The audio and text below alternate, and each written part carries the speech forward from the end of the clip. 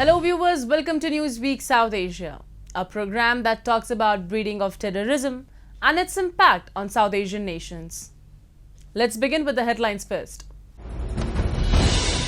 Kashmiri separatist Yasin Malik gets life term for terror funding. Maharashtra anti-terrorism squad arrests Lashkar-e-Taiba recruiter from Pune. And continued attacks targeting civilians in Afghanistan. Let's begin the show with India, where a special court sentenced Kashmiri separatist Yasin Malik to life in jail in a terror funding case. Malik had earlier pleaded guilty to all the charges, including those under Stringent Unlawful Activities Prevention Act, in a terror funding case. The case against Yasin Malik pertained to the Pakistan-based terror organization Lashkar-e-Taiba chief Hafiz Saeed and other separatist leaders' conspiracy to raise, receive and collect funds domestically and from abroad for the separatist and terrorist activities in Jammu and Kashmir. A report. From a Pakistan-trained militant to one of the prominent separatist faces in Kashmir, life has come a full circle for Chief of the banned Jammu and Kashmir Liberation Front, Yasin Malik. Over the past 3 decades, he has been in the limelight for varied reasons in Jammu and Kashmir. The 56-year-old separatist has been in and out of jail several times, but recently, a national investigation agency court in Delhi awarded him life imprisonment in the 2017 terror funding case, saying his crimes were intended to strike at the heart of the idea of India. The court also imposed a fine of over Rs 10 lakh on Malik. Malik was convicted in a Jammu and Kashmir terror funding case after he pleaded guilty to the charges against him. The case was registered for raising, receiving and collecting funds through various illegal means, including hawala transactions, for funding separatist and terrorist activities in Jammu and Kashmir.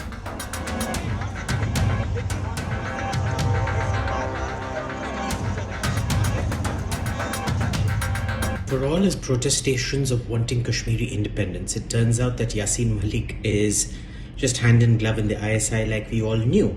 What we need to remember is the ISI uses this sort of separatism question, that is the independence of Kashmir from both India and Pakistan, essentially to weaken any sections that oppose it. Remember, maybe say 1/3 support joining Pakistan, 1/3 support joining India, 1/3 support independence. If you keep saying Pakistan, Pakistan, you'll have a 66% vote against you.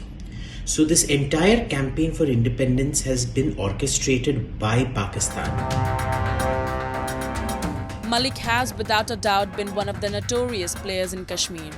His cases date back to several decades, and over the years he has successfully dodged the law while continuing to propagate in favor of Pakistan. The cases against him are not ordinary. They range from acts of terror causing unrest and abduction. In fact, a 3 decades old case in which he was accused of killing Indian Air Force officials was also reopened. His organization, Jammu and Kashmir Liberation Front, was also involved in the kidnapping and killing of Ravindra Matre, an Indian diplomat posted in the UK in 1984. Yasin's name has cropped up in terror funding case since 1995. In 2019, Jammu and Kashmir Liberation Front was banned by the government of India for promoting secession of the reorganized Union Territory. He had also been accused by the National Investigation Agency of orchestrating protests in 2016, during which 89 cases of stone peltings were reported.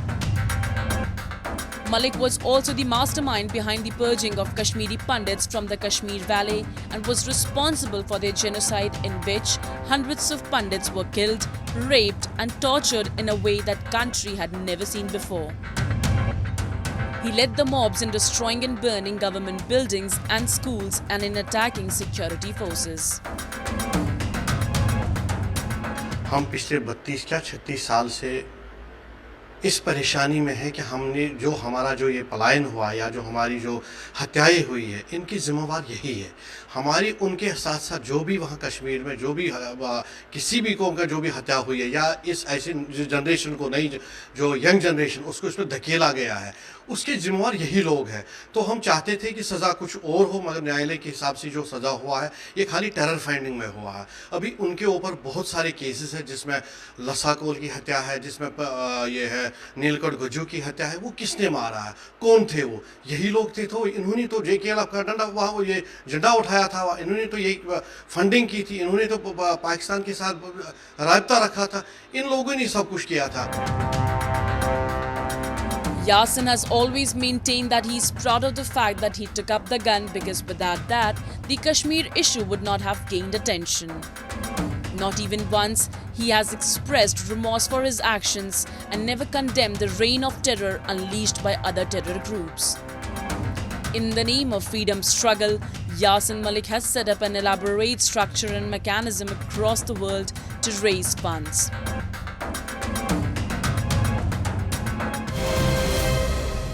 Recent weeks in Kashmir have witnessed a spike in targeted killings of Kashmiri Hindus, and most of them were shot by hybrid terrorists.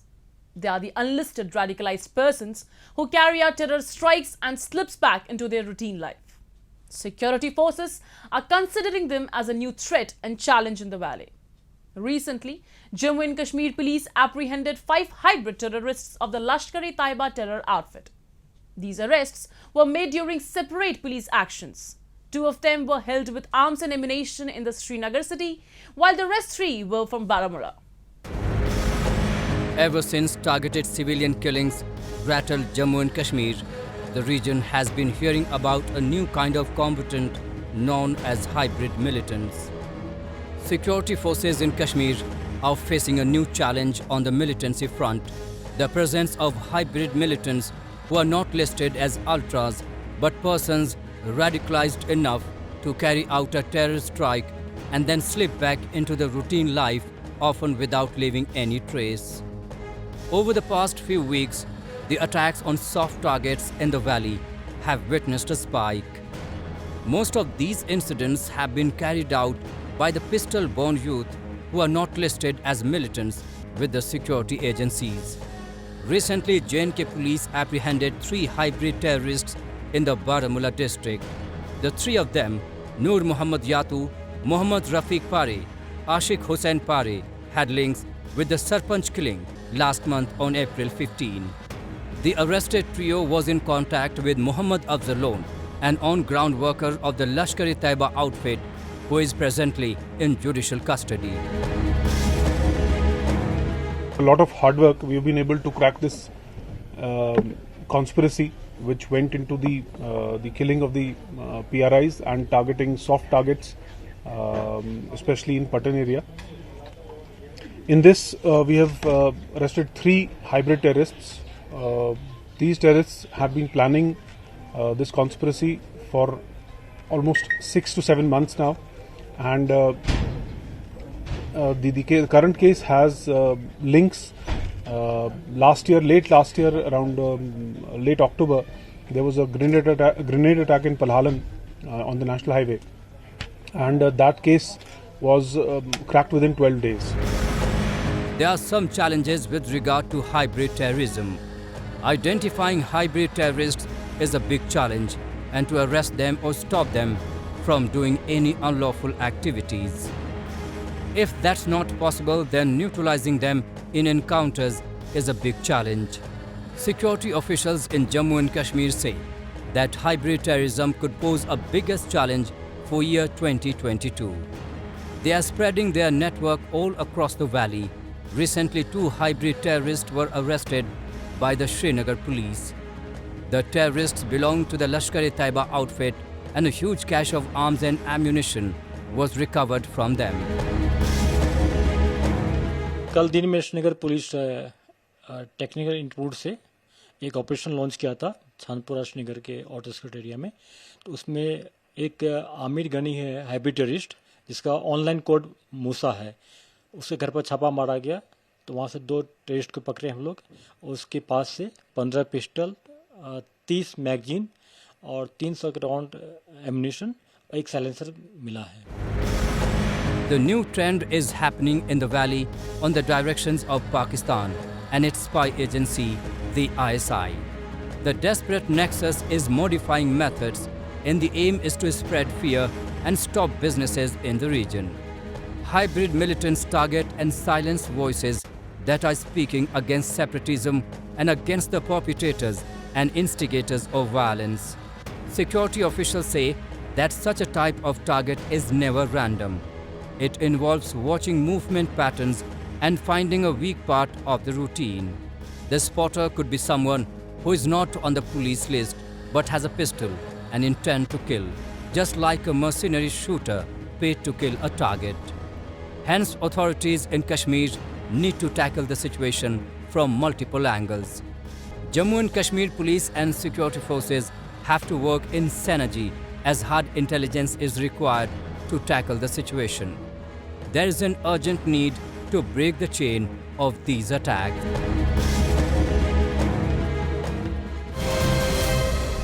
In what can be termed as one of the biggest crackdowns by an Indian agency in busting the recruitment model of the banned terror outfit Lashkar-e-Taiba through the use of social media, Maharashtra Anti-Terrorism Squad recently arrested 28-year-old Junaid Mohammed from Pune. Junaid's case throws light on the new modus operandi of Lashkar-e-Taiba for recruiting youths from outside Jammu and Kashmir, which involves the extensive use of social media. A report. The Pune unit of the Maharashtra Anti-Terrorism Squad has arrested a man who was allegedly in contact with terror operatives from Jammu and Kashmir through phone messenger groups and was also alleged to have received money for terror-related activities. The ATS identified the man as Junaid Mohammed, who is in his early 20s. ATS officials claim that they have investigated a phone messenger-based group titled Ansar Ghazwat ul Hind Tawheed, in which several anti-national terror-related activities were discussed and planned since 2021. Ansar Ghazwat ul Hind is the name of a faction known to have affiliations to Al-Qaeda, and the Lashkar-e-Taiba is known to have the links with the faction. Just 3 days back, the Junaid Mohammed, whosoever has been caught on the things, how long he's been staying here? What was he doing here? Who gave him the shelter? Who gave him the food? Who gave him the protection? From where he got the instruction? All these things to be checked. Who was calling him? And he was not here for pilgrimage. He was here to plan for a terrorist activities. We should not forget that on Jangli Maharaj Road, there was a bomb blast. German bakery, which is just 800 meters from my house, there was a bomb blast here, the bomb attack. And these are the people. We should also not forget that our own chief of the army staff, General Vaidya, was killed here. According to the Maharashtra Anti-Terrorism Squad, Mohammed Junaid got training in POK's Muzaffarabad and he was engaged in recruiting members for the outlawed Lashkar-e-Taiba terrorist outfit. He had been tasked to misguide, brainwash and create anti-national feelings among selected youth and recruit them as the member for the LE team. Moreover, Junaid was also trying to procure arms for the LE and he had done recce of some places. Junaid's case throws lights on the new modus operandi of Lashkar-e-Taiba for recruiting youths from outside Jammu and Kashmir, which involves the extensive use of social media. For terror groups, communication over social media is cheaper, easier, faster and effective method of training and recruitment. Indian security forces have come to know that members of Lashkar-e-Taiba and other terror outfits are using high-tech technologies and new techniques in their operations. These groups are using these networks to recruit tech-savvy younger generation. The group's latest effort towards this objective have been told a series of workshops on exploiting social media for spreading their ideology and create social movements. The group's latest effort towards this objective have been to hold a series of workshops on exploiting social media for spreading their ideology and create social movements. The goal is to create an army of social media activists which can be used as a proxy to achieve the terrorist group's objectives. Terrorism using the social media has become one of the most concerning issues in India. These platforms have become very useful to the terrorist organization. The other thing is the mechanism of the so-called social media. It is playing havoc. Al-Qaeda does not operate in the name of Al-Qaeda. They create number of organizations. So even if you get hold of one person or somebody and his organization, the remaining will remain.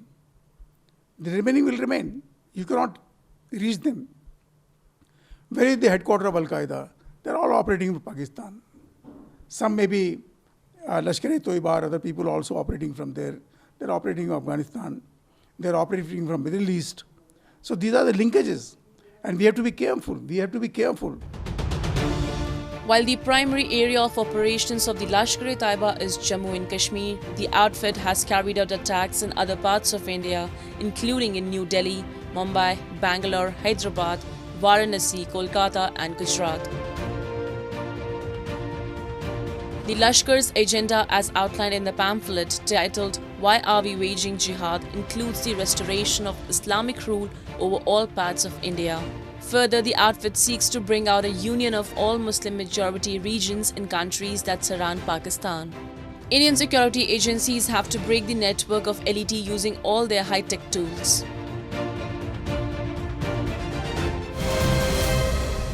Let's shift our focus to Afghanistan, where the situation is tense as the country has been witnessing a spate of attacks in the past few weeks.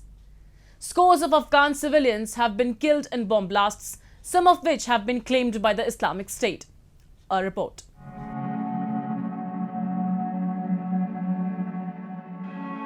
Since the Taliban returned to power in August last year, a string of deadly bombings and a number of violent public attacks have convulsed the country.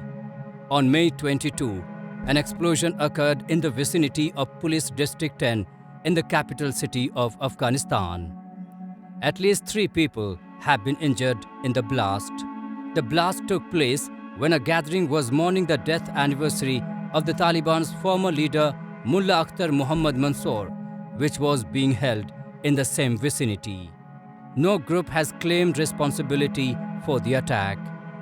Just a few days ago, on May 19, an attack on the Taliban convoy occurred in Mazar-e-Sharif in Afghanistan's Balkh province. The explosion was caused by a magnetic mini-explosion, and the responsibility for the blast was claimed by Tehreek-e-Azadi Afghanistan. There are several places in Afghanistan itself where more extreme elements are running amok. And these extreme elements to a great extent are being supported by elements of the Pakistani deep state. And I'm referring to the ISIS. Why is this so? It is so because the Afghan Taliban has not been 100% subservient to the Pakistani deep state as the Pakistanis thought they would. And therefore they need leverage. Somebody that is opposed to the Pakistani Taliban, the Afghan Taliban, so as to keep them off balance. So the ISIS has a considerable footprint in Afghanistan. It has support from the Pakistanis, and I dare say some elements of the Afghan Taliban also support the ISIS.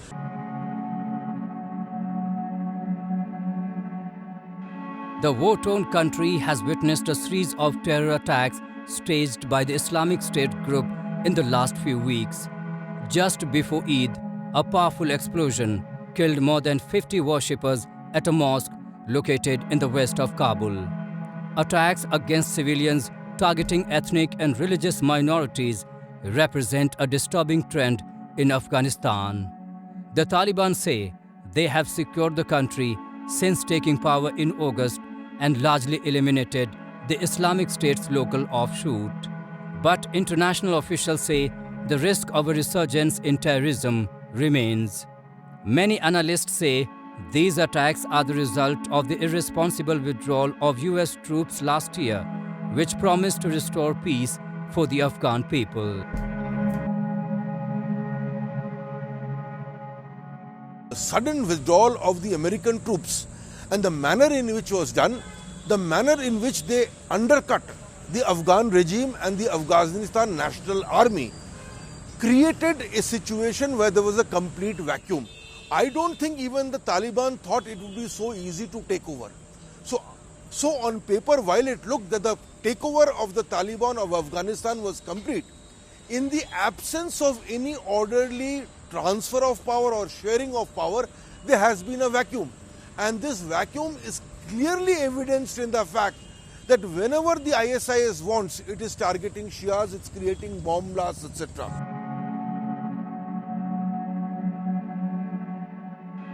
On one hand, Afghanistan faces an endless threat of terrorism.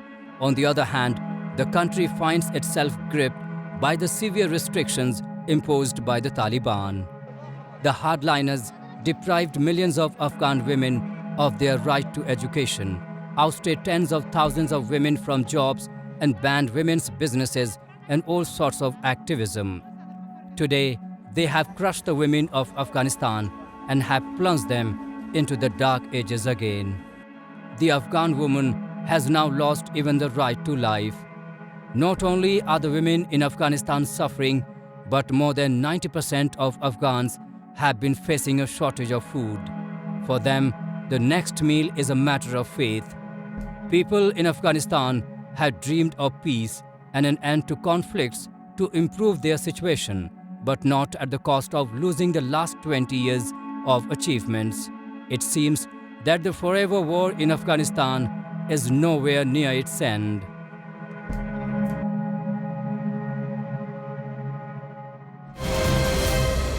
And with that, we come to the end of this edition of Newsweek South Asia.